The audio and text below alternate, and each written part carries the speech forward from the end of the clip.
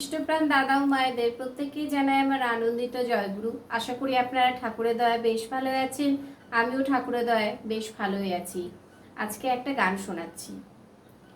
আজ শ্রাবণ মেঘে ছাইল গগন কাহার তরে রে, মা এসেছেন মোদের ঘরে, মা এসেছেন রে। আজ শ্রাবণ মেঘে ছাইল গগন কাহার তরে রে, মা এসেছেন মোদের ঘরে, মা এসেছেন রে। মা এসেছেন, মা এসেছেন, মা এসেছেন রে। মা এসেছেন মোদের ঘরে, মা এসেছেন রে।